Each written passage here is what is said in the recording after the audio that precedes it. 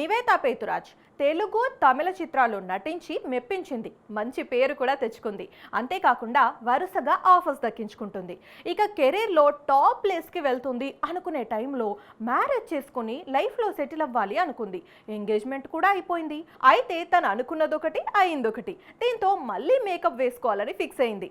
Mental మదిలో, చిత్రలహరి, బ్రోచే వారెవరురా చిత్రాలతో కెరీర్ బిగినింగ్లోనే వైవిధ్యమైన చిత్రాలతో ఆకట్టుకుంది. ఆ తర్వాత మాటల మాంత్రికుడు త్రివిక్రమ్ శ్రీనివాస్ డైరెక్షన్లో అల్లు అర్జున్ నటించిన అలా వైకుంఠపురంలో ముఖ్య పాత్ర పోషించే రోల్ దక్కించుకుంది. తర్వాత రెడ్, పాగల్, దాస్కా ధమ్కి చిత్రాలతో మెప్పించిన ఈ బ్యూటీ మ్యారేజ్ చేసుకుని సెటిల్ అవ్వాలి అనుకుంది. అయితే ఎంగేజ్మెంట్ అయిన తర్వాత ఏమైందో ఏమో కానీ మ్యారేజ్ క్యాన్సిల్ అయిపోయింది. ఇప్పుడు మళ్ళీ సినిమాల్లో బిజీ అవ్వాలి అనుకుంటున్న తరుణంలో వెంకీ, త్రివిక్రమ్ కాంబో మూవీ ఆదర్శ కుటుంబంలో నటించే బంపర్ ఆఫర్ దక్కించుకుంది.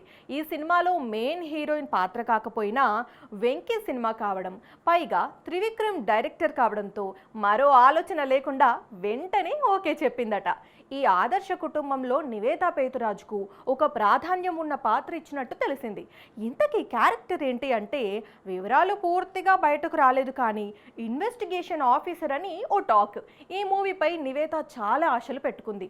మరి ఈ మూవీ రిలీజ్ తర్వాత నివేతా మరిన్ని ఆఫర్స్ దక్కించుకుంటుందేమో చూడాలి.